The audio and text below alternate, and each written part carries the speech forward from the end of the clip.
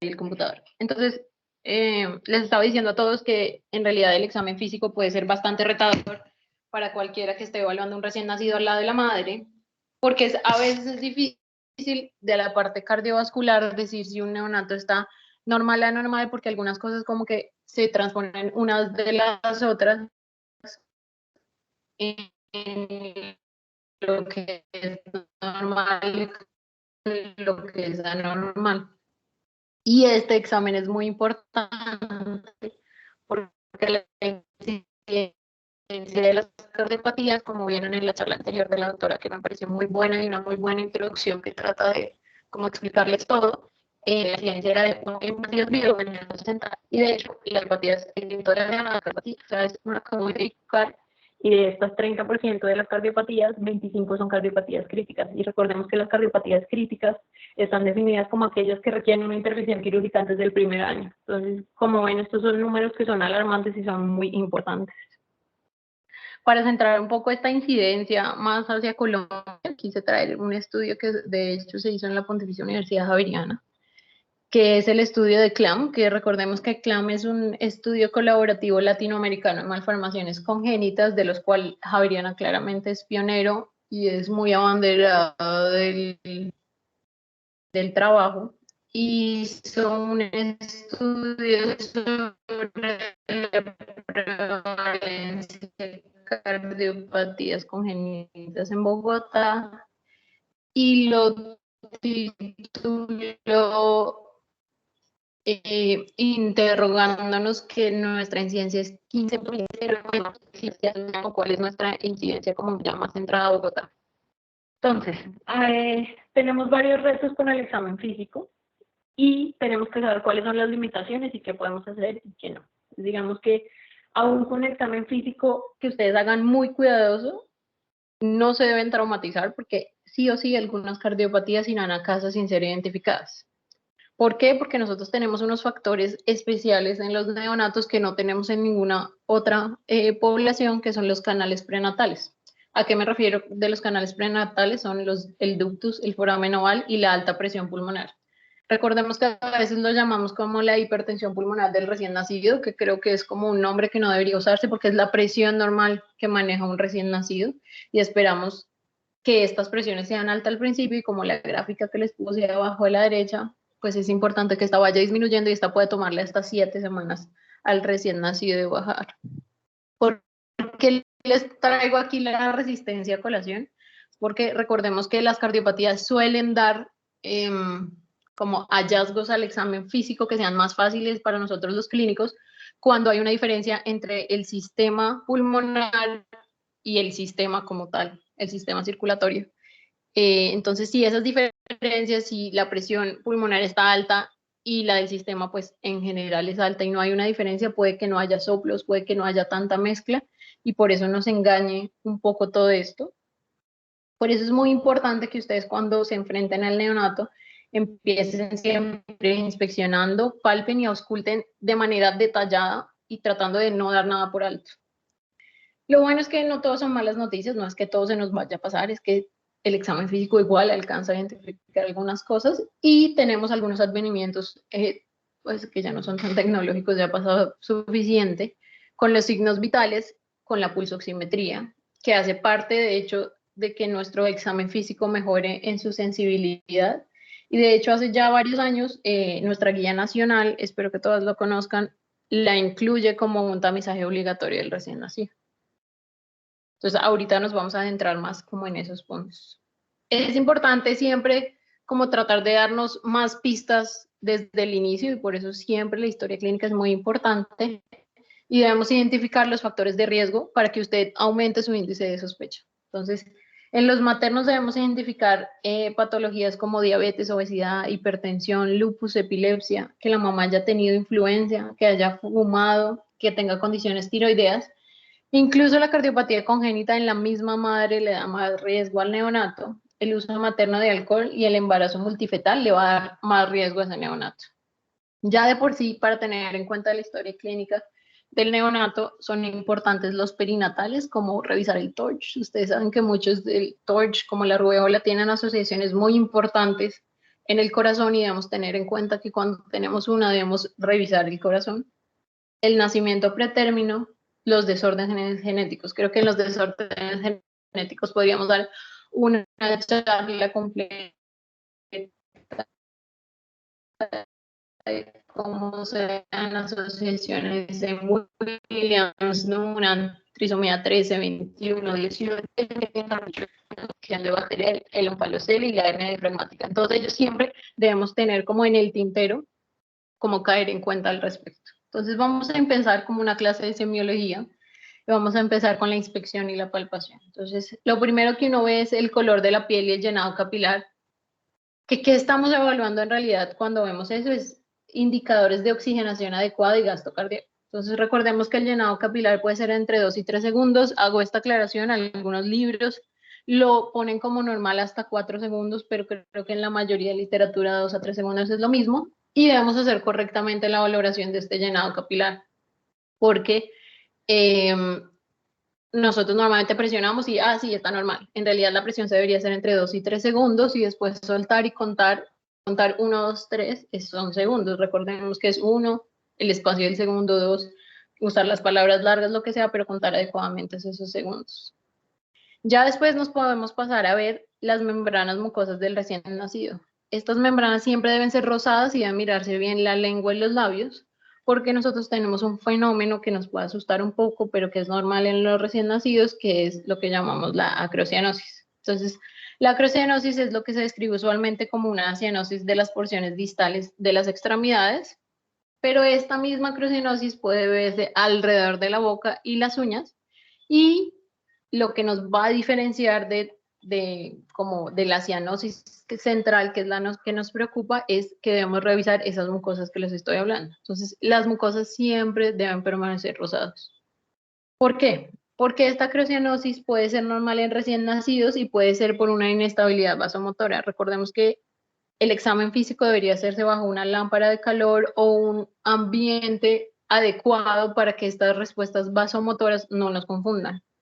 Y también hay otras patologías que pueden ocasionar esta acrocianosis, como lo es la policitemia. Entonces, digamos que para diferenciarla de la policitemia, pues un hemograma nos puede ayudar si el niño tiene factores de riesgo, como una mamá diabética. Podemos ver si el hematocrito es mayor a 65, y la pulsoximetría, si es la acrocianosis causada por la policitemia, debería ser normal, y esta va a aumentar con el llanto y debe desaparecer del recién nacido cuando está dormido. Hay algo que sí nos debe llamar, digamos, que la atención de la acrocianosis es cuando hay diferencia entre miembros superiores y miembros inferiores. Esto, aunque debo aclarar que puede explicarse por el frío, no nos gusta mucho cuando hay una diferencia entre miembros superiores e inferiores. Entonces es mejor prender las alarmas si vemos eso y no decir, sí, es por el frío y ya.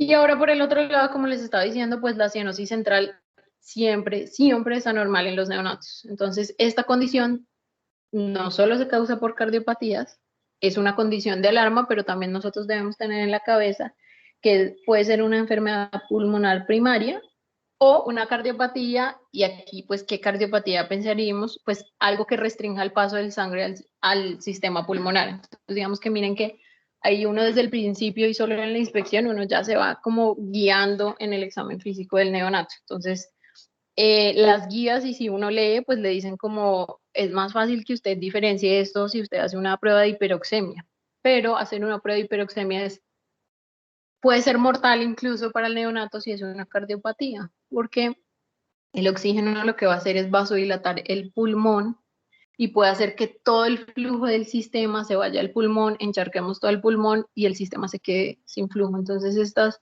digamos que para diferenciarlas de las cardiopatías podrían servir, porque la pulmonar responde y la cardiopatía no, pero arriesgamos al neonato. Entonces es mejor guiarnos con otros instrumentos, pero sí tener la sospecha de, oigan, esto puede ser otra cosa. Y finalmente, algo que es muy importante es revisar si el bebé está moteado o está pálido. ¿Por qué esto es tan importante? Porque recordemos que la irrigación como en la piel es un signo de gasto cardíaco.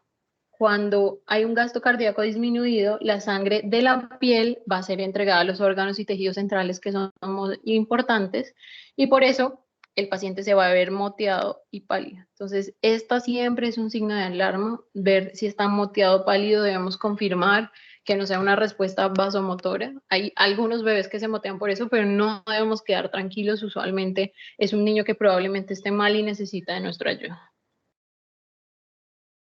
Ahora, los pulsos. Entonces, los pulsos siempre se deben palpar. Es algo que un neonato no se puede ir sin que palpemos adecuadamente los pulsos. No importa que les tome mucho tiempo, por favor, estén seguros de que palparon el pulso. Los pulsos que se aconsejan, como que se recomiendan empezar, son los femorales.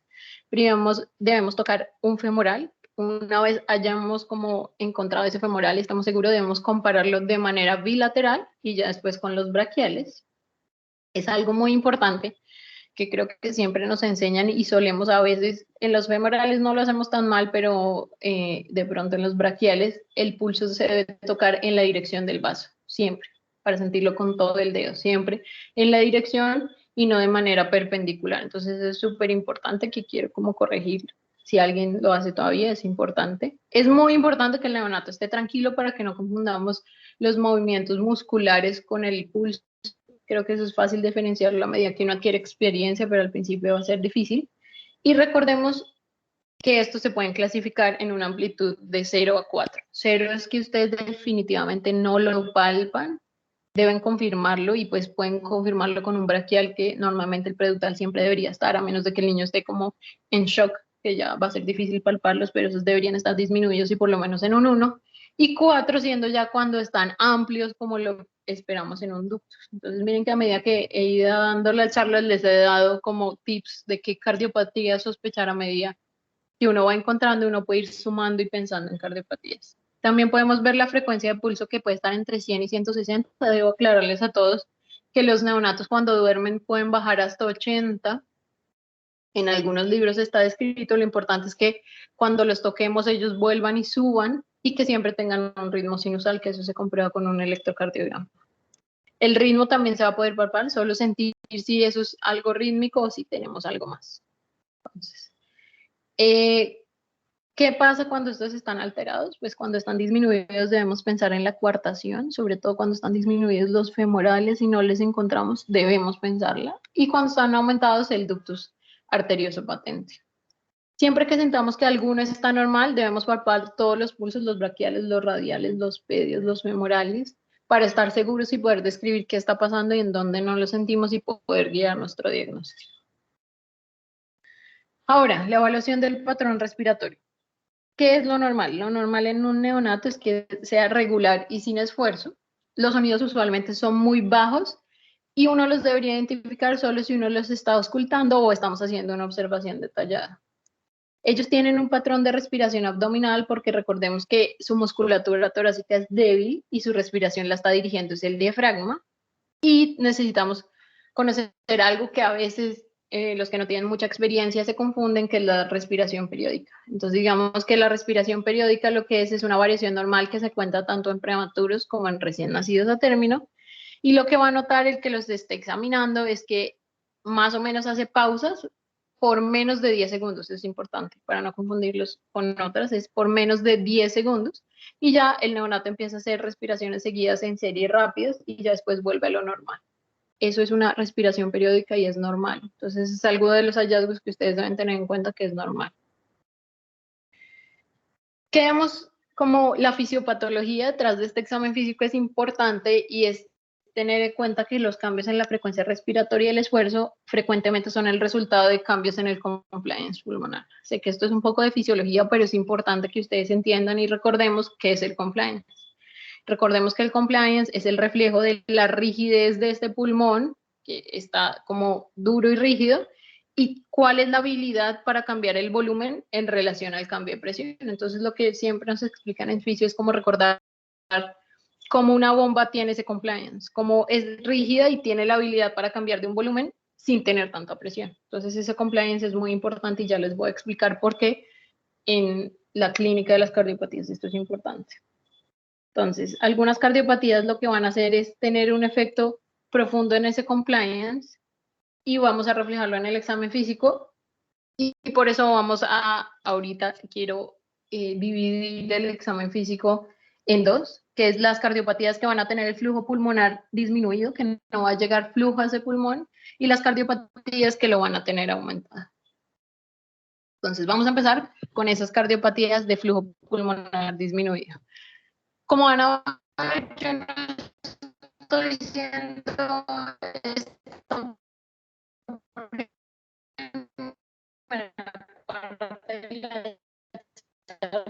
No.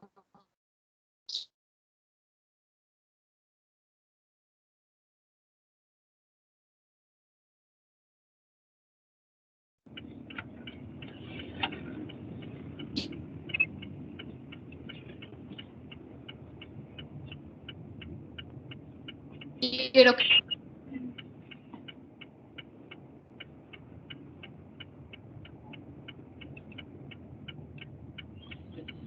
sepan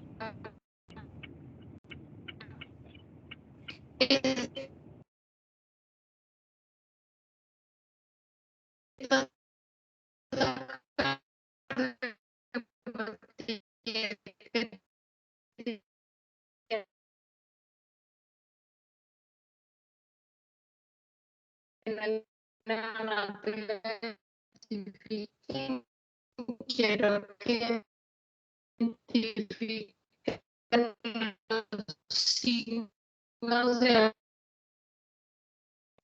la de que sea una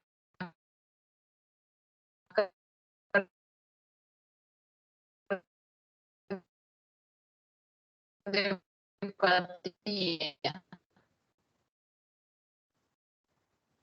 Más o menos que tenga flujo pulmonar disminuido.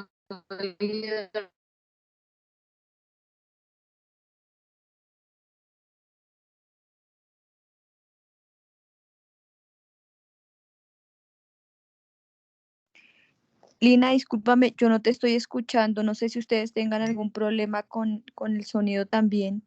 Sí, se está como entrecortando, Linis.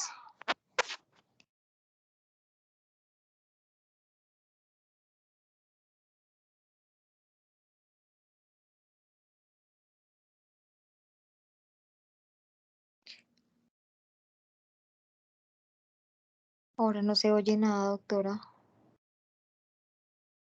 Sí, de acuerdo, yo pensé que era yo sola. Aló, ¿ya se escucha mejor? Sí, ya, Lina, es que hubo una parte que no se escuchó nada. ¿En qué parte no se escuchó nada? Repito lo del flujo pulmonar Eso. disminuido. Sí, ahí no Sí, se cortaba.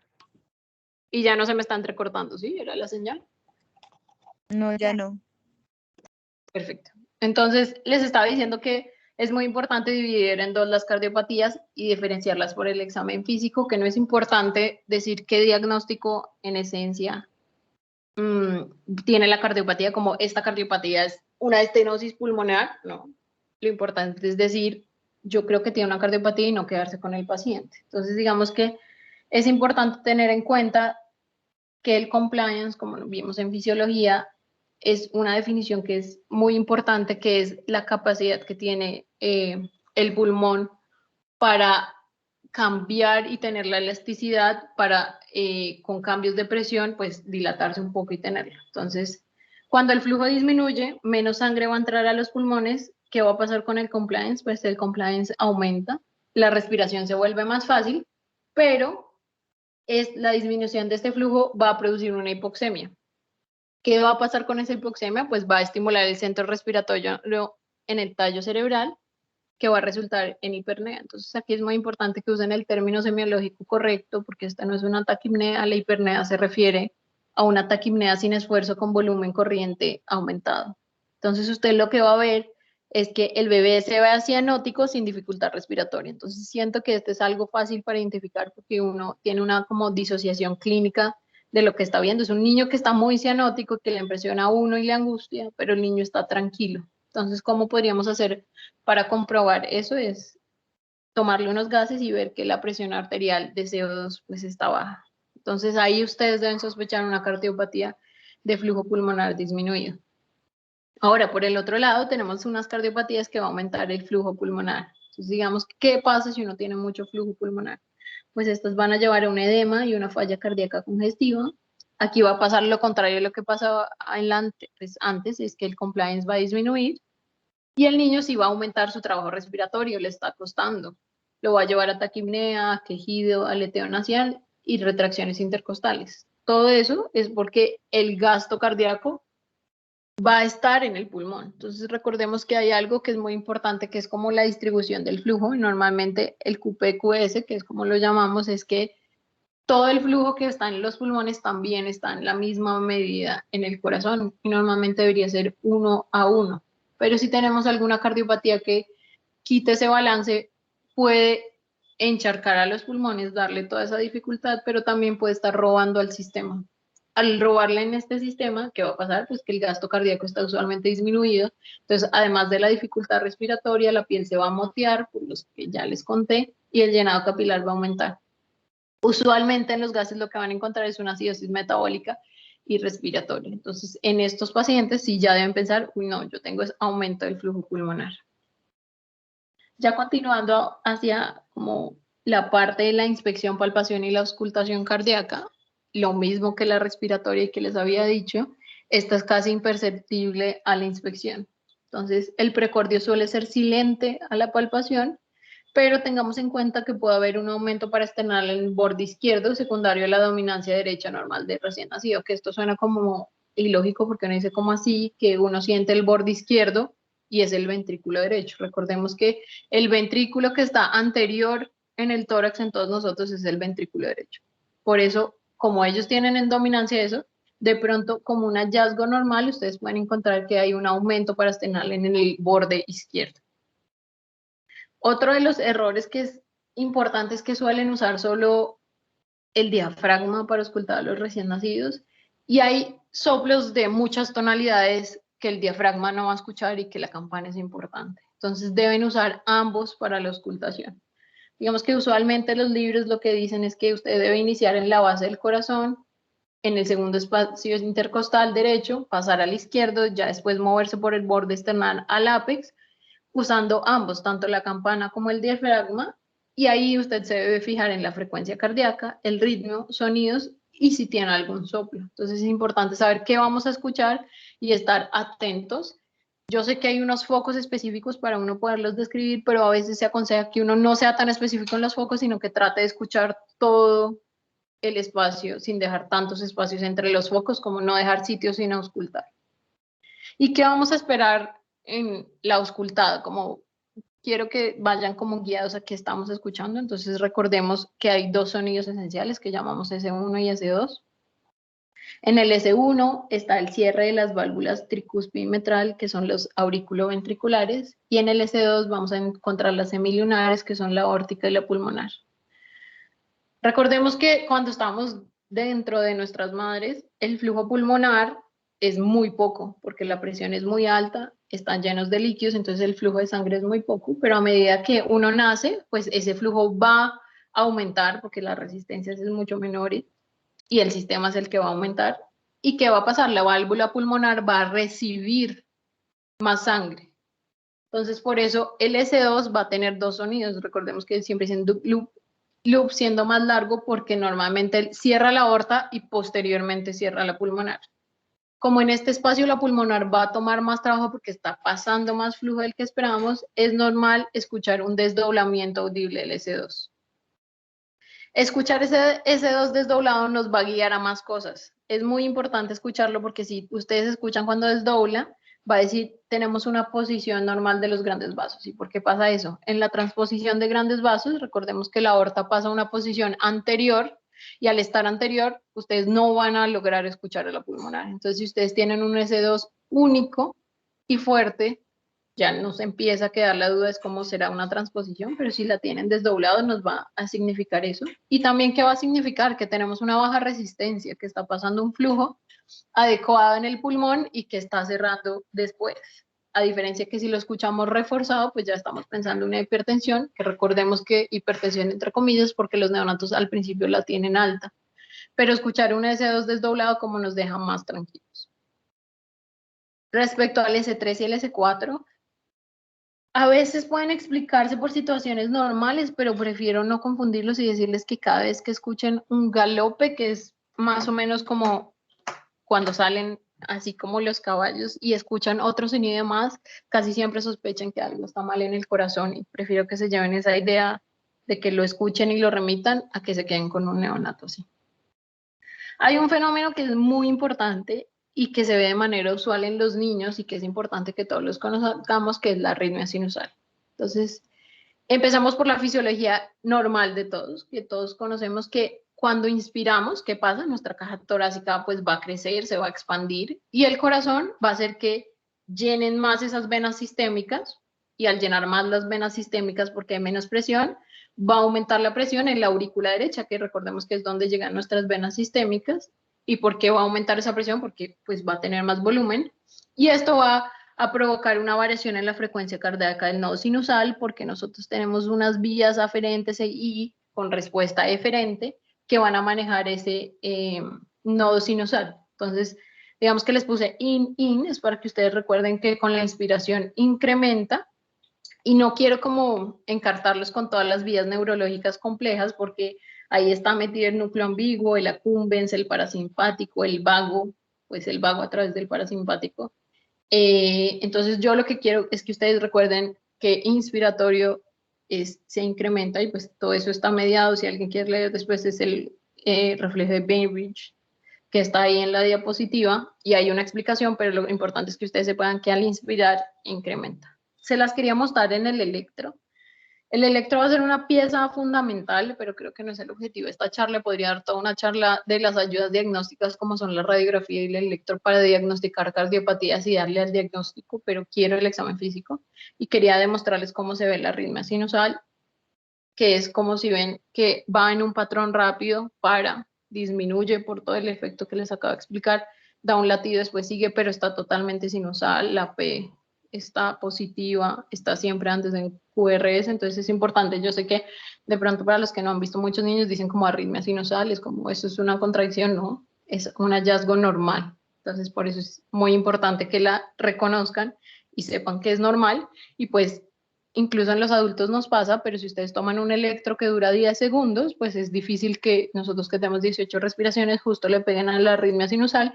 Cambio un niño que está respirando 45 respiraciones por minuto, es muy seguro que en 10 segundos sí vean una arritmia sinusal. Los soplos. Los soplos son súper importantes porque nosotros tenemos más o menos 4 tipos de soplos inocentes. Inocentes lo llamo es porque es un hallazgo normal al examen físico y no nos debería alarmar, y creo que es más importante que conocer los patológicos, es saber cuáles son los inocentes para sentirnos seguros de con quién me quedo, con quién dejo o a quién le pido el ecocardiograma. Estos soplos son sonidos causados por un flujo turbulento, entonces para hacer un flujo turbulento, ¿cómo lo vamos a hacer? Es que haya un flujo que está aumentado para una válvula que está normal, entonces nuestro tubo está normal, pero hay mucho flujo y eso hace que suene, o un flujo que es normal y el tubo es el que está mal, las válvulas están anormales o está pasando a través de conductos que no son usuales y no están acostumbrados, como vasos que permanecen o defectos en alguno de los septos. Entonces así se producen los soplos. Es muy importante y se darán cuenta que las mamás piensan que el soplo es la enfermedad, entonces hacerle claro a la mamá que cuando escuchamos un soplo pensamos si tienen características buenas o malas, pero que es un hallazgo al examen físico y que no es una enfermedad. Si hay unos que requieren estudiarse, es importante que ella los diferencie, porque si no ellos siempre se quedan y llegan a nuestra consulta diciendo que simplemente tienen un soplo. Estos los vamos a clasificar de grado 1 a 6. 6 siendo el que tiene thrill, que se escucha sin fonendoscopio, como lo describen los libros, y el grado 1 es que es casi imperceptible. Siempre debemos decir si estos los escuchamos en sístole o diástole, y para eso podemos ayudarnos un poquito del pulso, y también la calidad es muy importante, entonces hay como diferentes calidades, que es si es estridente, si es más llano o si es vibratorio. Me interesa mucho que todos sepan cómo suena un soplo vibratorio, porque esto es una característica fundamental para saber que es uno inocente. Aquí me es más difícil en aras del tiempo y todas las cosas que les quería traer y sin como llenarlos de cosas. En UpToDate tiene unos videos muy buenos de cómo suenan las patologías y específicamente en el recién nacido, en los soplos, y para que todos los escuchen y puedan identificar cómo suena un soplo vibratorio y lo tengan siempre en su cabeza, lo escuchen muchas veces hasta que lo aprendan y lo puedan escuchar, ojalá en un recién nacido puedan decir, esto es un soplo inocente.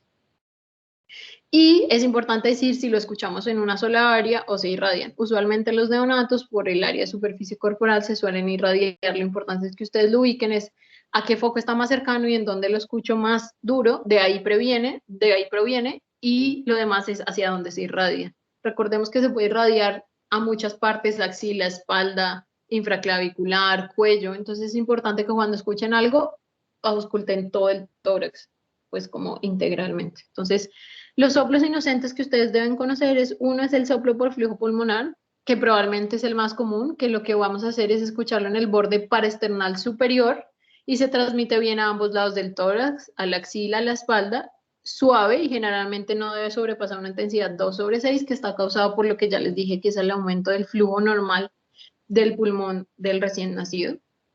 Tenemos un soplo que es el soplo del ductus arterioso, que normalmente se escucha en el borde paraesternal superior, y el área infraclavicular izquierda se escucha en los primeros días de vida y sobre todo cuando está cerrando. Recordemos que el soplo es un soplo como en maquinaria, se refiere porque suena muy parecido como sonaba el tren, la locomotora del tren, entonces por eso es como lo que escuchan y ahí lo que pueden es como guiarse con otros aspectos del examen físico.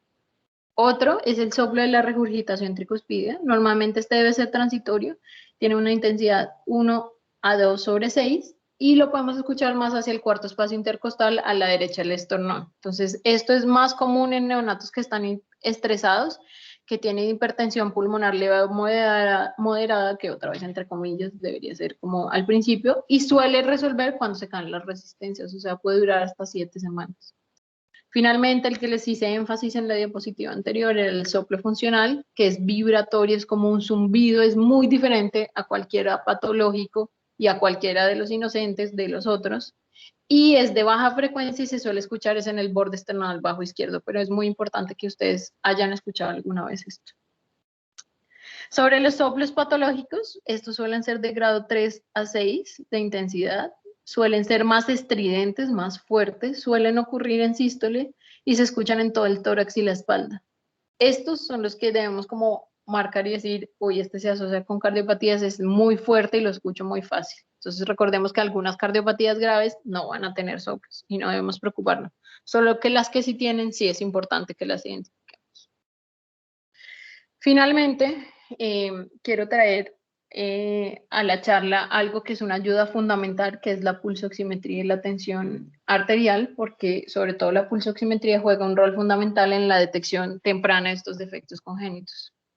Tan así que, como les dije antes, hace parte de nuestra guía nacional sobre tamizajes neonatales obligatorios y quise traer este artículo que ven aquí a la derecha sobre una actualización que se reunieron. Es importante que esto es una actualización para Estados Unidos, solo es para que estemos actualizados, para que lo tengamos claro, pero que lo que cuenta es nuestra guía nacional, que no se ha acoplado a estos, pero solo quería ver como una actualización. Finalmente, pues la toma de tensión arterial es muy importante. Recordemos que esta se debe tomar en las 4 extremidades y que no deben haber cambios de más de 10 milímetros de mercurio, porque estos son sugestivos de defectos como es la cortación de aorta o la estenosis aórtica.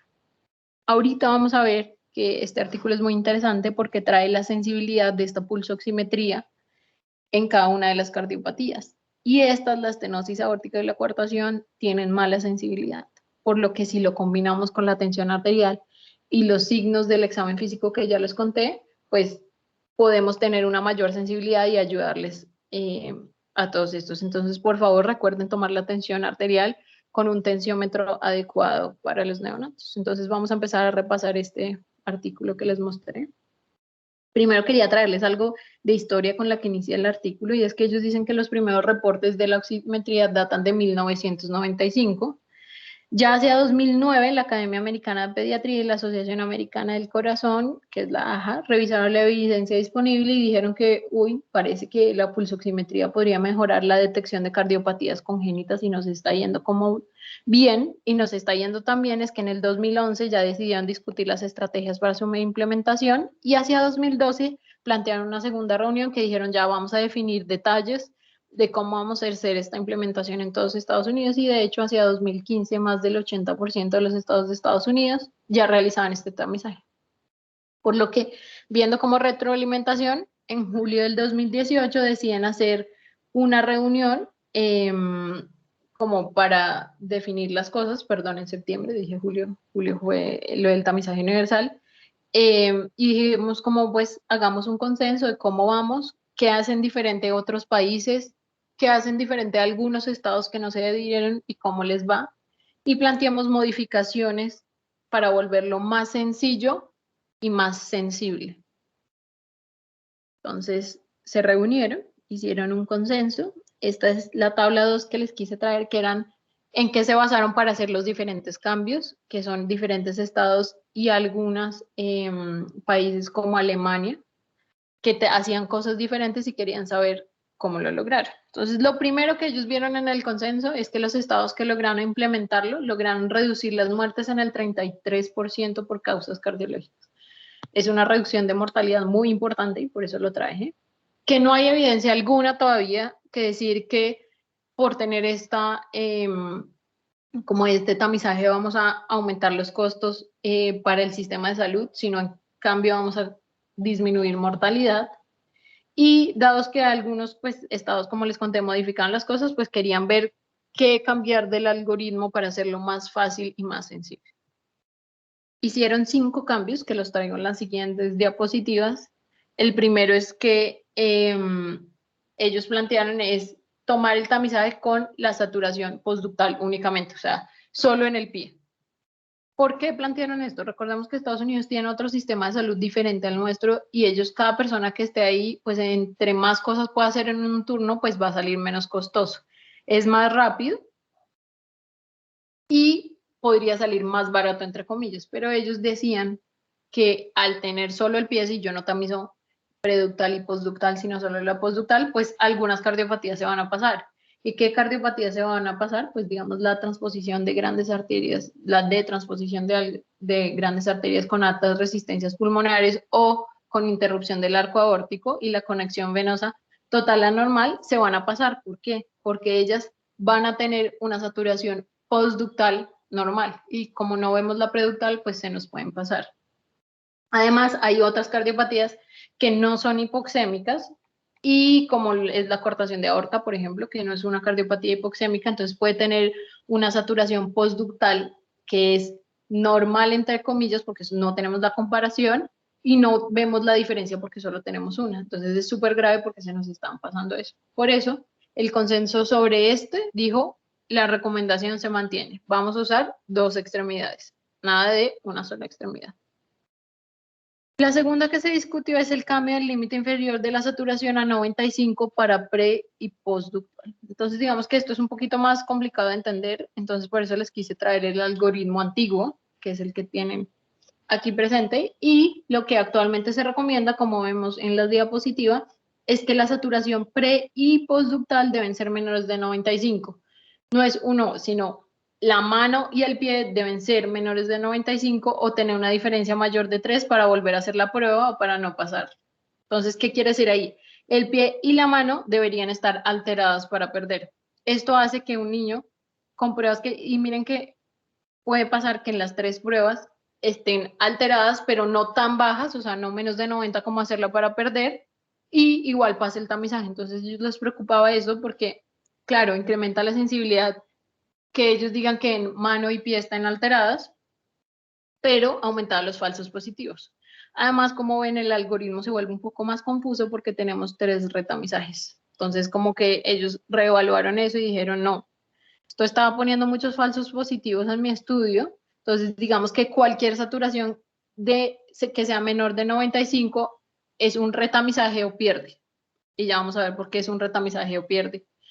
Entonces, ya si ustedes encuentran menor de 95 en mano o pie, cualquiera de los dos, ya con uno es suficiente. Antes tenía que estar menos de 95 en los dos para perder. Entonces, esa es la diferencia. Antes tenía que estar en ambos menor de 95. Ahorita, con que uno de los dos está menor de 95, ya la tienen que repetir. ¿Listo? Entonces, ese es uno de los cambios.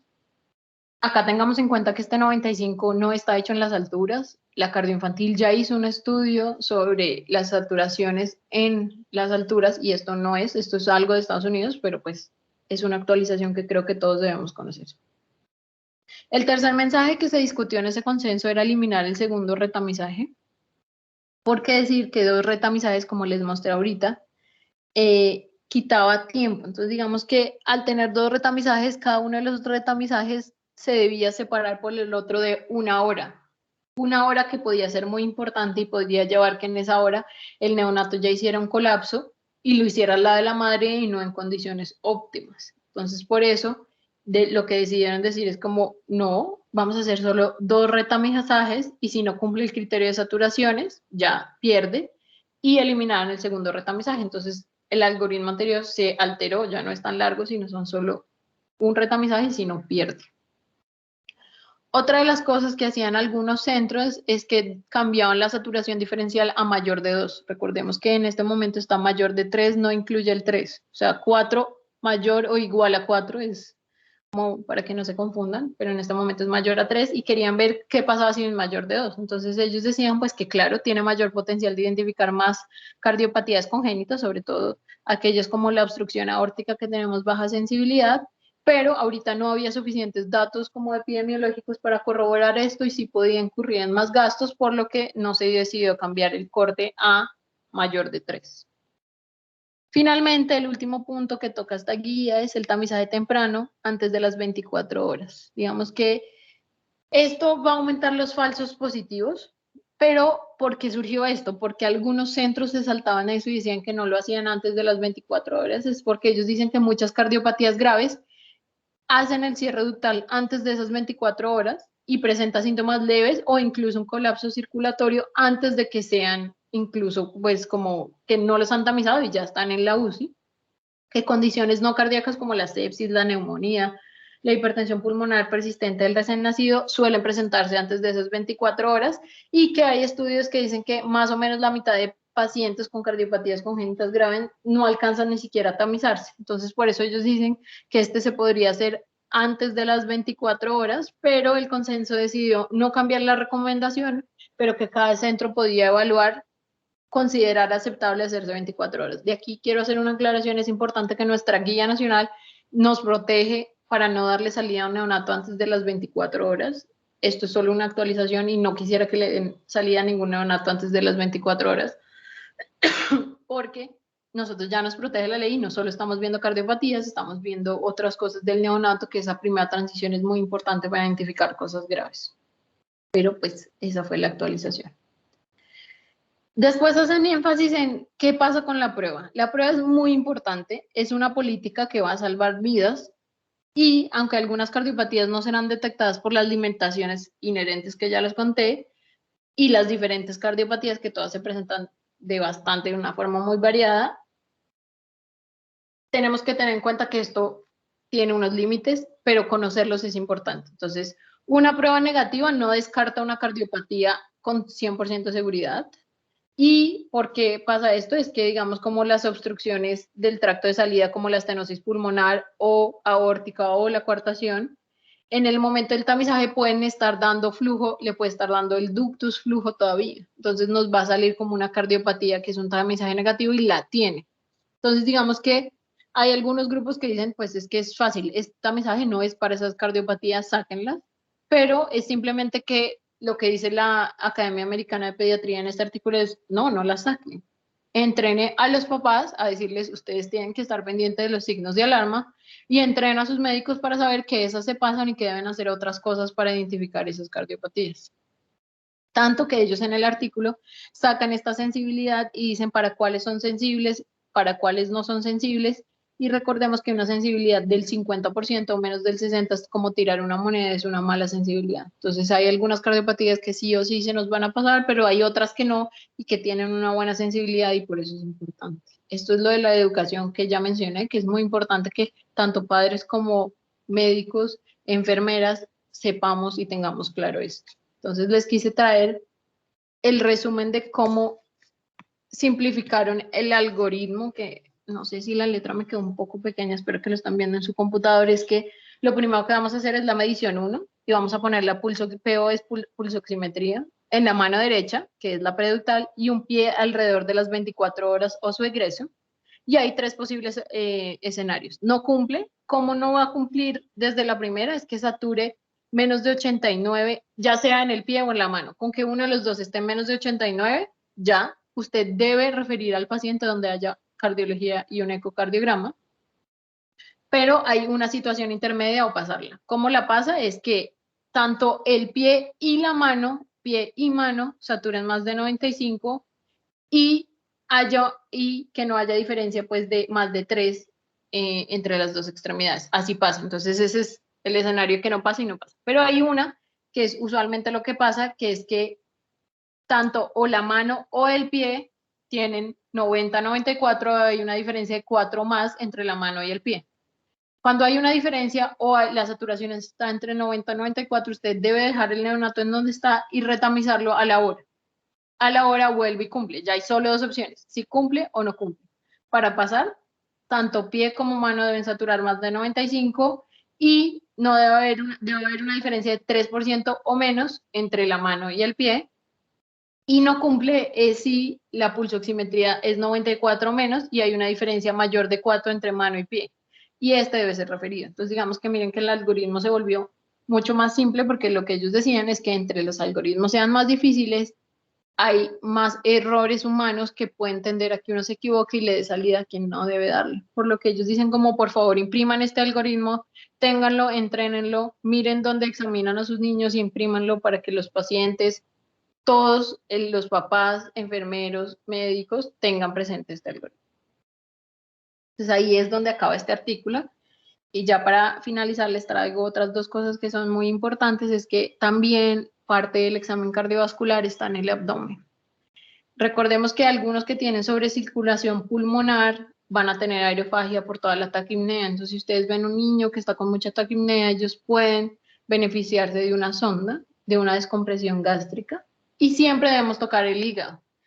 Los neonatos pueden tener una hepatomegalia normal entre 1 a 3 centímetros, según dice la literatura, pero todos deben ser suaves y unos rebordes lisos. Y en esos niños que estamos sospechando que tienen un bajo gasto, ellos pueden tener acidosis metabólica, y ¿qué van a encontrar? Pues vamos a encontrar hilio y movimientos intestinales disminuidos. Entonces miren que el abdomen hace parte muy importante de nuestro examen físico. Finalmente, aunque esta hacía parte de la segunda, como parte, perdón, la repetidera, es una malformación que sí quise traerles porque creo que no todos estamos acostumbrados, pero debemos auscultar la fontanela. Hay malformaciones arteriovenosas en la gran vena de Galeno, que esto se localiza entre los hemisferios cerebrales y drena la región central y anterior del cerebro a los senos de esa fosa posterior. Entonces esto va a ser una malformación que es aneurismática, que se forma tempranamente ya dentro de la madre, y la cantidad de sangre que llega a ese sitio que está aneurismático puede ser muy grande, puede dilatarse, obstruir el tercer ventrículo y dar un hidrocéfalo. Entonces digamos que es muy importante, esto puede dar incluso un hidrops, una cardiomegalia, una efusión pleural, perdón, y una citis al nacimiento.